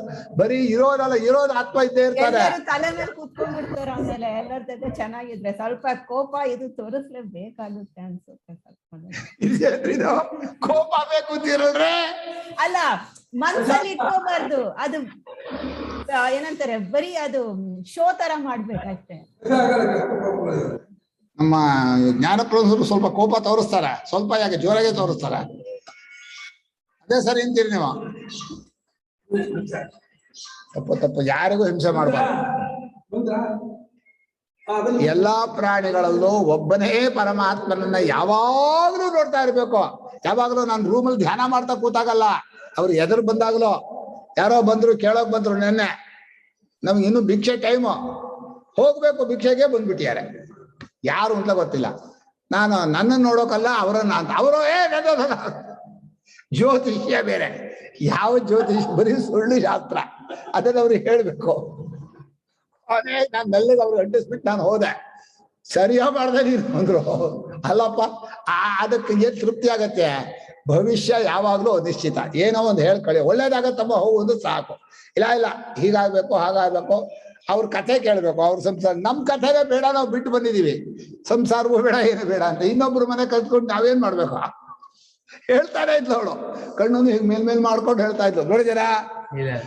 ನೀನ್ ನೋಡಿದೀನ? ನೆನ್ನೆ 1 ಗಂಟೆ ಬಂದಿದ್ಲಲ್ಲ, ಇಬ್ರು ಮಕ್ಕಳು ಬಂದು ಇಷ್ಟು ಉದ್ದ ಚಹಾ ಇತ್ತು. ಬಟ್ ಅಂಥವರಲ್ಲೂ ಕೂಡ ನೀವು ಪರಮಾತ್ಮನೇ ಬಂದಿಯಾರೆ ನಿಮ್ ಮನಸ್ಸಲ್ಲಿ ಇದ್ದಿದ್ದರೆ, ಅಂದ್ರೆ ಯಾರೇ ಬಂದಿರ್ಲಿ ನಿಮ್ಮ ಹತ್ರ, ಸಾಕ್ಷಾತ್ ಪರಮಾತ್ಮನೇ ಆ ಜೀವರೂಪದಿಂದ ಬಂದಿಯಾನೆ ಅಂತ ಆದ್ರೆ ಆ ಆತ್ಮವಸ್ತು ಇತ್ಯರ್ಥ. ಅವ್ಯಯಂ ನವ್ಯೇತಿ ಸ್ವಾತ್ಮನ ಸ್ವಧರ್ಮೇಣವ. ಅವ್ಯಯಂ ನವ್ಯೇತಿ ಸ್ವಾತ್ಮನ ಸ್ವಧರ್ಮೇಣವ. ತನ್ನ ಸ್ವರೂಪವನ್ನು ನಾಶ ಪಡ್ಕೊಳ್ಳಲ್ಲ, ತನ್ನ ಗುಣವನ್ನು ಬಿಟ್ಕೊಳ್ಳಲ್ಲ. ಚೈತನ್ಯ ಅಂದ್ರೆ ಅಪ್ಪಟ ಬಂಗಾರ ಚೈತನ್ಯ.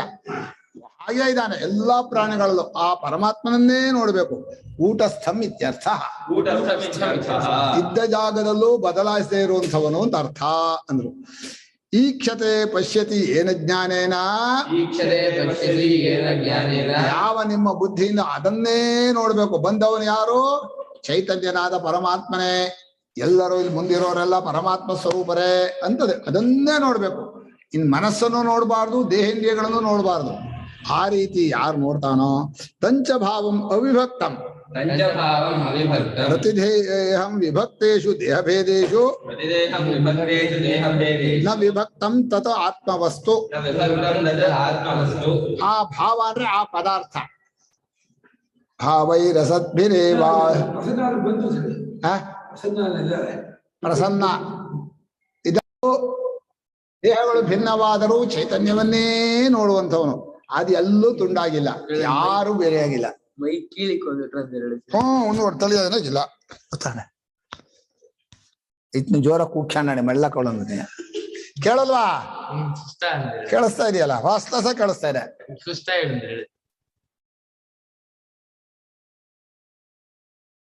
ಆತ್ಮವಸ್ತು ಅನ್ನೋದು ಇಲ್ಲಿ ಪರಮಾತ್ಮ ತತ್ನ ಪರದಿಂದ ಹೇಳಿದಾನೆ, ಆದ್ರೆ ಆತ್ಮವಸ್ತುವನ್ನು ಮಾಡಿದಾನೆ. ತತ್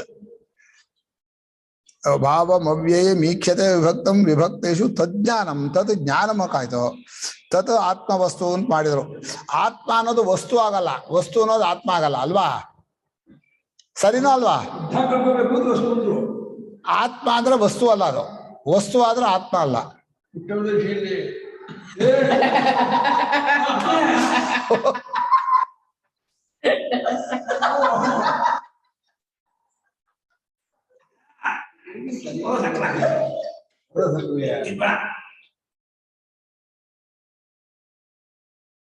ವಸ್ತು ಅನ್ನೋ ಶಬ್ದ ಕನ್ನಡ ಭಾಷೆಯಲ್ಲಿ ಅಚೇತನ ಬಳಸ್ತೀವಿ. ಆತ್ಮ ಅನ್ನೋದು ಚೈತನ್ಯ ಬಳಸೋದು. ವಸ್ತು ಚೈತನ್ಯ ಎರಡು ಅಂತ ಸೇರ್ಸೋದು ಹೇಗೆ? ಕಾಂಟ್ರಡಿಕ್ಷನ್ ಆಗಲ್ವಾ ಅಂತ ಪ್ರಶ್ನೆ. ಉತ್ತರ ಏನ ಕೊಡೋ ಲಕ್ಷ್ಮಿಗೆ? ಅವ್ರು ಹೇಳ್ತಾ ಇದ್ದಾರೆ, ನಿಮ್ ಮಾತಾ ಇದೇ ಕೊಡಲ್ಲ. ಆದ್ರೆ ಹೇಳೋದೇ ಸದ್ವಸ್ತು ಅಂತ ಅಲ್ವಾ? ಹೌದು, ಸದ್ವಸ್ತು ಹೇಳ್ತಾರ. ಅದೇ ಯೋಚನೆ ನನಗೆ, ಹೇಗ್ ಮಾಡುದು? ವಸ್ತು ಅಂದ್ರೆ ಅದ್ರಲ್ಲಿ ಎಂತ ಪ್ರೀತಿ ಬರುತ್ತೆ? ಪ್ರೇಮನು ಬರಲ್ಲ, ಎಂತದು ಬರಲ್ಲ. ವಸ್ತು ಪ್ರೇಮ ಚೆನ್ನಾಗಿರುತ್ತೋ, ಚೈತನ್ಯ ಪ್ರೇಮ ಚೆನ್ನಾಗಿರುತ್ತಾ?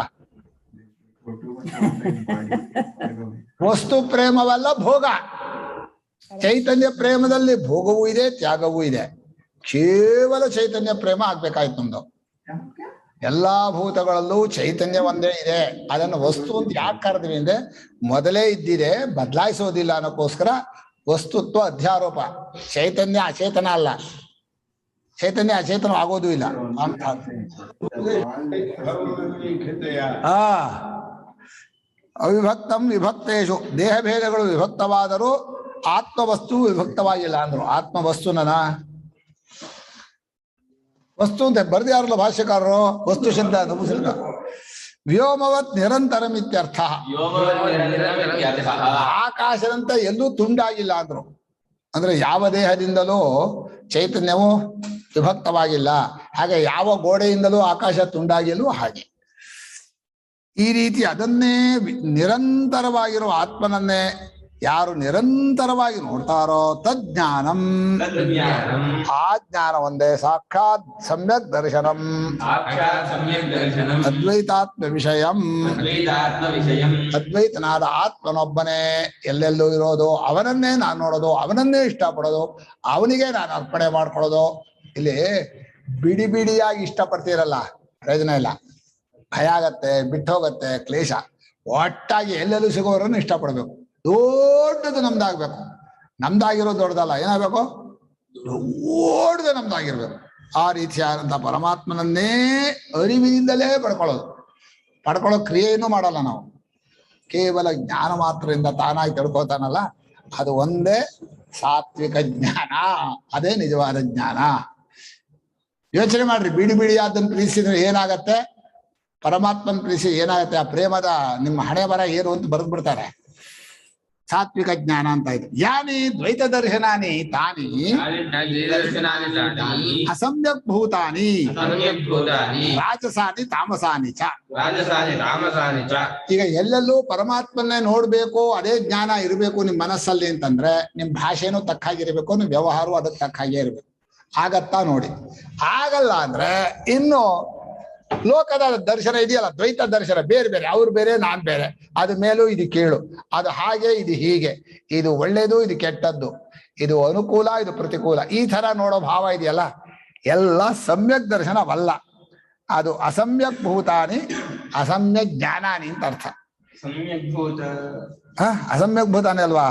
ರಾಜಸಾನಿ ತಾಮಸಾನಿ ಚ. ರಾಜಸ ಜ್ಞಾನ ತಾಮಸ ಜ್ಞಾನ ಎರಡನ್ನೂ ಬಿಟ್ಟಾಕ್ಬೇಕು. ಕೇವಲ ಸಾತ್ವಿಕ ಜ್ಞಾನ ಅವು ಯಾವುದಕ್ಕೂ ಪ್ರಯೋಜನ ಇಲ್ಲ. ಬೇಕಾದ್ರೆ ದೇಹ ಯಾತ್ರೆ ಬೇಕಾದ್ರೆ ಮಾಡಬಹುದು ಅಷ್ಟೆ. ಊಟಕ್ಕೆ ಆ ಜ್ಞಾನ ಬರುತ್ತೆ, ಇನ್ನು ಯಾತಕ್ಕೂ ಬರಲ್ಲ. ಕೆಟ್ಟದು ಆಗತ್ತೆ. ರಾಜಸ ಜ್ಞಾನ ಕಾಮ ಕ್ರೋಧದಿಂದ ಕೂಡಿರುತ್ತೆ. ತಾಮಸ ಜ್ಞಾನ ಬೇಜಾರು, ನಂಗಾಗಲ್ಲ, ಆ ರೀತಿ ಆಗತ್ತೆ. ಒಟ್ಟು ರಾಜಸ ತಾಮಸ ಜ್ಞಾನದಲ್ಲೇ ಇರೋದು. ನ ಸಾಕ್ಷಾತ್ ಸಂಸಾರೋಚ್ಚಿತ್ತಯೇ ಭವಂತಿ. ಸಂಸಾರ ಉಚ್ಚಿತ್ತಯೇ, ಇದು ಸಂಸಾರದಿಂದ ಬಿಡುಗಡೆ ಮಾಡಿಸೋಲ್ಲ ಅಂತ, ಬಂಧನದಿಂದ ಬಿಡುಗಡೆ ಮಾಡಿಸೋಲ್ಲ. ರಾಜಸ ಜ್ಞಾನ ತಾಮಸ ಜ್ಞಾನ ಆನಿ ಎಲ್ಲಕ್ಕೂ ಭೋಜನ. ರಾಜಸಾನಿ ತಾಮಸಾನಿ ಜ್ಞಾನ್ಯಾನಿ ಒಂದಲ್ವೇ ಅಲ್ಲ ರಾಜಸ ಜ್ಞಾನ. ಅಯ್ಯೋ ಎಡೆ ಬಿಡದೆ ಅದೇ ಯಾಕೋ ಬಂದೆ ನೀನು ಅಂದ್ರೆ ಆಯ್ತು, ರಾಜಸ ಜ್ಞಾನಕ್ಕೆ ಬಂದವನು. ಹೇಳ್ಬೇಕಾದ್ರೆ ಆಯ್ತು. ಅವ್ರು ಬಿಡ್ರೆ ಚೂರು ಪ್ರಯೋಜನ ಇಲ್ಲ ಅಂದ್ರೆ ಸಾಯ್ತು. ಯಾವುದೇ ಭೂತವನ್ನ, ಒಂದು ಪ್ರಾಣಿಯನ್ನ ನೆಕ್ಕಾರ ಮಾಡಿ ಕೀಳು ಮಾಡಿ ನೋಡಿದ್ರೆ, ಭಯದಿಂದ, ಕೋಪದಿಂದ, ಜುಗುಪ್ಸೆಯಿಂದ, ಹೇಸಿಗೆಯಿಂದ ನೋಡಿದ್ರೆ ಆಯ್ತು, ನಿಮ್ ಜ್ಞಾನ ಹಾಳಾಗೋಯ್ತು. ಜಿರ್ಲೆ ನೋಡಿದ್ರೆ ಏನ್ ಅನ್ಸತ್ತೆ? ಜಿರ್ಲೆ ಇಲಿ ಎಲ್ಲ ಫಟ್ ಫಟ್ ಅಂತ ಹೊಡಿಬೇಕು. ಅದಕ್ಕೆ ಶೂಟ್ ಹಿಟ್ಟ ಆಯ್ ರಾಮ ಅದ್ರಲ್ಲಂತೂ ದೇವರು ಕಾಣಿಸಲ್ಲ, ಕಾಣಿಸ್ಬೇಕು ಅಂದ್ರೆ ಕಾಣಿಸಲ್ಲ. ನೋಡಿದ್ರೆ ಜಿರ್ಲೆ ನೋಡಿದ್ರೆ ದೇವ್ರು ಕಾಣಿಸ್ತು ಅಂತ ಮಾತ್ರ ಅನ್ಸಲ್ಲ. ಅಲ್ಲ, ನಿಮ್ಮ ಜ್ಞಾನ ಶ್ರದ್ಧೆಯಿಂದ ದೇವರೇ ಇದ್ದಾನೇನ್ ಮಾಡ್ಕೊಳ್ಳಿ. ನಿಮಗೆ ಕಾಣಿಸ್ದೆ ಹೋದ್ರು ನಿಮ್ ನಂಬಿಕೆ ಇದ್ದ ಆ ಜಿರ್ಲೆಯಲ್ಲೂ ಅದೇ ಪರಮಾತ್ಮ ಇರೋದು, ಇರುವೆಯಲ್ಲೂ ಅದೇ ಇರೋದು, ಆನೆಯಲ್ಲೂ ಅದೇ, ಮನುಷ್ಯರಲ್ಲೂ ಅದೇ ಪರಮಾತ್ಮನೇ ಇರೋದು ಅಂತ ನಂಬಿಕೆ ಮಾಡ್ಕೊಳಕೇನಂತೆ. ನಿಧಾನಕ್ಕೆ ಅನ್ಕೊಂಡ್ ಬರುತ್ತೆ. ದೇಹಾತ್ಮ ಬುದ್ಧಿ ಇದ್ದಾಗ ಭಯ ಆಗತ್ತೆ. ದೇಹಾತ್ಮ ಬುದ್ಧಿ ಇದ್ರೆ ನಾವು ಬಹಳ ಕ್ಲೀನು ಅಂತ ಹೇಳಿ ಅಸಹ್ಯ ಪಟ್ಕೋತೀವಿ. ಅಸಹ್ಯ ಪಡೋಕೇನಿಲ್ಲ, ನಮ್ ದೇಹಕ್ಕಿಂತ ಅಸಹ್ಯವಾದ ಯಾವುದೂ ಇಲ್ಲ ಪ್ರಪಂಚದಲ್ಲಿ. ಅದನ್ನ ನಾನು ಮಾಡ್ಕೊಳಕ್ಕಾಗತ್ತೆ. ಬೇರೆ ದೇಹ ಅಸಹ್ಯ ಹೇಳ್ತಾರೆ, ಹೇಳ್ಬೋದಾಗೆ. ಪೃಥಕ್ವೇನ ತು ಯಜ್ಞಾನಂ ನಾನಾ ಭಾವಾನ್ ಪೃಥಕ್ ವಿಧಾನ್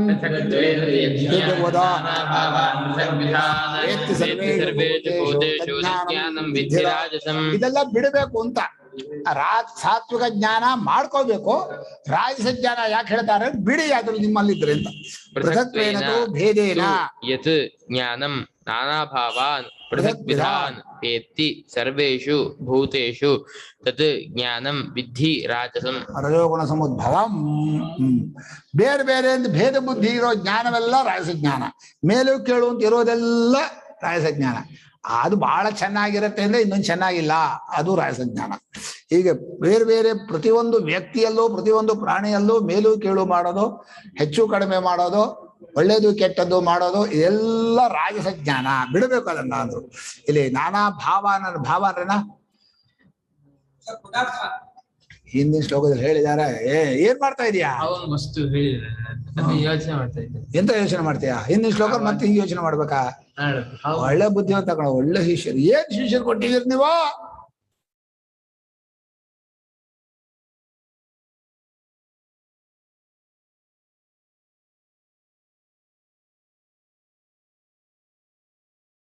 ಪೃಥಕ್ತ್ವೇನ ತೋ ಭೇದೇನ ಪ್ರತಿ ಶರೀರಂ ಅನ್ಯತ್ವೇನ ಯತ್ ಜ್ಞಾನಂ ನಾನಾ ಭಾವಾನ್ ಭಿನ್ನಾನ್ ಆತ್ಮನಃ ಪೃಥಕ್ ವಿಧಾನ್ ಪೃಥಕ್ ಪ್ರಕಾರಾನ್ ಭಿನ್ನ ಲಕ್ಷಣಾನ್ ಇತ್ಯರ್ಥಃ. ಆತ್ಮನಃ ಯಾವ ವಿಭಕ್ತಿಯ? ಷಷ್ಠಿ ಅಲ್ಲ, ಪಂಚಮಿಯೂ ಅಲ್ಲ, ದ್ವಿತೀಯ ಬಹುವಚನ. ದ್ವಿತೀಯ ಬಹುವಚನ. ನಾನಾ ಭಾವಾನ್ ಆತ್ಮನಃ ಭಿನ್ನಾನ್. ತನಗಿಂತ ಬೇರೆಯಾಗಿ ಆತ್ಮರನ್ನೇ ಭಿನ್ನ. ಒಂದು ಸ್ವಾಮಿಗಳು ಅಪ್ಪಣೆ ಮಾಡಿದ್ದಾರೆ, ಆತ್ಮರನ್ನು ಪೃಥಕ್ ವಿಧರೆಂದು. ಬೇರೆ ಬೇರೆ ಪ್ರತಿ ಶರೀರದಲ್ಲೂ ಇನ್ನೊಬ್ಬರಿದೆ, ಅವ್ರು ಬೇರೆ ಇವ್ರು ಬೇರೆ. ಅವ್ರು ಆ ಥರ ಇದ್ದಾರೆ, ಇವ್ರು ಈ ಥರ ಇದ್ದಾರೆ. ಅವರು ಬಹಳ ಒಳ್ಳೆಯವರು, ಇವ್ರು ಬಹಳ ಕೆಟ್ಟವರು ಅಂತ ಹೇಳಿ ಒಬ್ಬೊಬ್ಬರ ಬಗ್ಗೆ ಆಡ್ಕೋತೀವಲ್ಲ, ಮನಸ್ಸಲ್ಲಿ ತಿಳ್ಕೋತೀವಲ್ಲ. ಅದರಿಂದ ಭಿನ್ನ ಲಕ್ಷಣರು ಅಂತ ಯಾರು ತಿಳ್ಕೋತಾರೋ ಆ ರೀತಿ ತಿಳ್ಕೊಳ್ಳೋದೇ ರಾಜಸ ಜ್ಞಾನ. ತಿಳ್ಕೊಂಡು ಮಾತಾಡೋದು, ಆ ಮಾತಾಡಿದಂತೆ ನಡ್ಕೊಳ್ಳೋದು ಇನ್ನೂ ರಾಜಸ, ಇನ್ನೂ ರಾಜಸ, ಇನ್ನೂ ರಾಜಸ. ಹೋಯ್ತು, ಕೆಟ್ಟ. ವೇತ್ತಿ ವಿಜಾನಾತಿ ಯಜ್ಞಾನಂ ಸರ್ವೇಷು ಭೂತೇಷು. ಎಲ್ಲಾ ಪ್ರಾಣಿಗಳ ಒಳಗಿರುವ ಚೈತನ್ಯವನ್ನ ಈ ರೀತಿ ಭಿನ್ನ ಭಿನ್ನವಾಗಿಯೂ ಮೇಲು ಕೀಳಾಗಿಯೂ ಪಕ್ಷಪಾತವಾಗಿಯೂ ನಮ್ಮವರು ಬೇರೆಯವರು ಅಂತ ಯಾರು ನೋಡ್ತಾರೋ ಅದು ರಾಯಸ. ಇದು ನಮ್ಮವರು ಬೇರೆಯವರು ನೋಡ್ಬೇಕಾಗಲ್ಲ. ಯಾಕಂದ್ರೆ ನಾವು ಹೋಗ್ಬೇಕಾದ್ರೆ ನಮ್ಮವ್ರ ಮನೆ ಹೋಗ್ಬೇಕಾ, ಯಾರ್ದು ಮನೆ ಹೊರ ಕೋಲ್ ತಗೊಂಡು ಹೊಡಿತಾರೆ. ಎಷ್ಟು ಆಳವಾಗಿರುತ್ತೆ ರಾಜಸ ಗುಣ ಅಂತ. ಆ ಅಭಿಮಾನವೇ ಮೂಲ ರಾಜಸದಲ್ಲಿ. ಯಾವ್ದು ಹೇಳೋ? ನಮ್ದು ಅಂತ. ಸಾತ್ವಿಕದಲ್ಲಿ ನಮ್ದು ಅನ್ನೋದು ಒಂದು ರಾಜಸವೇ. ಅದು ಸಾತ್ವಿಕ ದಾರಿ ನಮ್ದು ಅಂತ ಜೋರಾಗಿ ಅಭಿಮಾನ ಮಾಡಿದ್ರೆ ಅದು ರಜೋಗುಣವೇ. ಇನ್ನೊಬ್ಬರಿಗೆ ನೋವಾಗುವಂತೆ ಅಭಿಮಾನವನ್ನ ಅಭಿವ್ಯಕ್ತಿಪಡಿಸೋದು ಒಂದು ರಾಜಸ ಗುಣ ಅಲ್ವಾ? ಅವ್ರು ನಮ್ಮವ್ರು ಕಂಡ್ರೆ ನೀವು ಕರ್ಕೊಂಡು ಹೋಗ್ಬೇಡ್ರಿ ಅಂತಂದ್ರೆ ಅದು ರಜೋಗುಣ. ಏನು ಮಾಡಕ, ವ್ಯವಹಾರ ನಡಿಬೇಕಾದ್ರೆ ಬೇಕು ಇದು. ಆದ್ರೆ ನಿಜವಾದ ಅವನ ತಿಳುವಳಿಕೆ ಆಗಿದೆ ಅನ್ನೋದು ಒಂದು ಯೋಚನೆ ಮಾಡುದು. ಜ್ಞಾನಸ್ಯ ಕರ್ತೃತ್ವ ಸಂಭವಾತ್ ಏನ ಜ್ಞಾನೇನ ವೇತ್ತಿ ಇತ್ಯರ್ಥ. ಯಾವ ಜ್ಞಾನವು ಹೀಗೆ ತಿಳಿಯುತ್ತೋ ಅಂದ್ರೆ ಯಾವ ಜ್ಞಾನ ಹೀಗೆ ತಿಳಿಯುವುದರಿಂದ ಯಾವ ಜ್ಞಾನ ಉಂಟಾಗತ್ತೋ ಅಂತ ಮಾಡ್ಬೇಕು. ಯಾವ ರಾಜಸ ಜ್ಞಾನದಿಂದ ಹೀಗೆ ತಿಳಿತಾನೆ ಅಂತ ಅರ್ಥ ಮಾಡ್ಬೇಕು. ಜ್ಞಾನ ಅನ್ನೋದು ಕರ್ತೃ ಅಲ್ಲ, ಜ್ಞಾನ ಅನ್ನೋದು ಕರಣ. ಬುದ್ಧಿಯಲ್ಲಾಗುವ ತಿಳುವಳಿಕೆ ಅನ್ನೋದು ಇನ್ನೊಂದನ್ನು ತಿಳ್ಕೊಳ್ಳೋಕೆ ಸಾಧನೆ ಹೊರತು ಕರ್ತೃ ಜೀವನ. ಅದು ಜ್ಞಾನಕ್ಕೆ ಕರ್ತೃತ್ವ ಹೊಂದದೇ ಇರೋದ್ರಿಂದ ಬರೀ ಜ್ಞಾನ ಕರ್ತೃವಲ್ಲ, ಜ್ಞಾನ ಕರಣ. ಏನ ಜ್ಞಾನಿ ಯಾವ ರಾಜಸ ಜ್ಞಾನದಿಂದ ಹೀಗೆ ತಿಳಿತಾನೋ ಅದು ರಾಜಸ ಜ್ಞಾನ. ತಜ್ಞಾನಂ ವಿದ್ಧಿ ರಾಜಸಂ. ಅದು ರಜೋಗುಣದಿಂದ ಉಂಟಾದ ಜ್ಞಾನ, ಅದನ್ನ ಬಿಡಬೇಕು. ರಜೋಗುಣವನ್ನು ಏನ್ ಮಾಡ್ಬೇಕು? ಬಿಡಬೇಕು, ಮಾಡಬಾರ್ದು ಅಂತ ಆಯ್ತು. ಸಾತ್ವಿಕ ಜ್ಞಾನ ಒಂದೇ ಬರಬೇಕು. ಸಾತ್ವಿಕ ಜ್ಞಾನಕ್ಕೆ ಹತ್ರ ಬರಬೇಕು. ನಾಟಕಕ್ಕಾದ್ರೂ ನೀವೆಲ್ಲ ನಮ್ಮವರೇ ಅಂತ ಅನ್ಬೇಕು.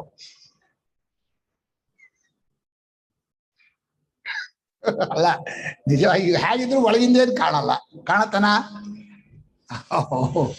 ಏನಕ್ಕೆ ನಮ್ಮಲ್ಲಿ ಹೊಗಳೋರು ಯಾವ ಉದ್ದೇಶದಿಂದ ಹೊಗಳ್ತಾರೆ ಗೊತ್ತಾಗಲ್ಲ. ಸೇರಿತೆ ಜೊತೆಲೆ ಇಕ್ಕಬಳ ಸಕ್ಕರ ಅಂದ್ರೆ ಸೇರಿದಂತೆ 75 ಗ್ರಾಮ್ ಔಷಧಿ 1 ಚಮಚ 1 ಚಮಚ ಇನ್ನು ಸಕ್ಕರೆ ಇದೆ.